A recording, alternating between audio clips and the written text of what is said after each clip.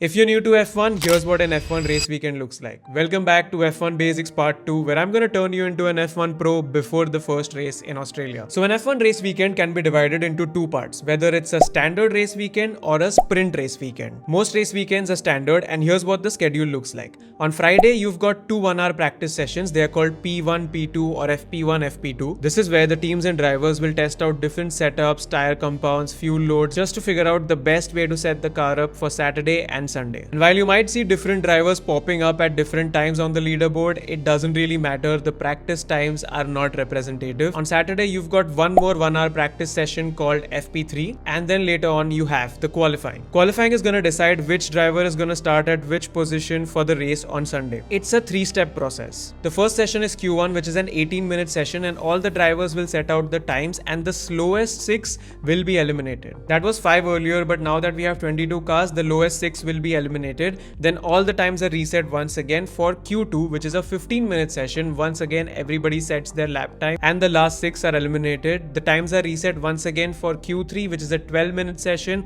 and here we have the top 10 drivers. The fastest guy will be pole position P1, the second fastest will be P2, and so on. So this will decide the grid positions for the main race, that is the Grand Prix on Sunday, and top 10 finishers in the race are awarded the points. P1 is 25, P2 is 18, P3 is 15, and here's the list. But 6 times a year we have sprint race weekends, which makes everything super chaotic. So now on Friday you only have one practice session, which is the FP1. It's a 1-hour session. Everybody has to figure out their car setups here, and then after that we don't have FP2, we have sprint qualifying. So that also happens like a normal qualifying, SQ1, SQ2, SQ3, and this sprint qualifying sets the grid for the sprint race, which is the first session on a Saturday. It's basically a short race, 1/3 distance of the actual race. It's just done to add more excitement into the race weekend, and here the top 8 finishers are awarded points. And because this is a short race, there is no mandatory pit stop rule or anything like that. Then a few hours after the sprint race, you have your qualifying for the main race on Sunday, and everything else remains the same. So that's your F1 race weekends. And while watching all of these sessions, you might come across this leaderboard or this timing screen. What is this yellow, green, purple sectors and so on?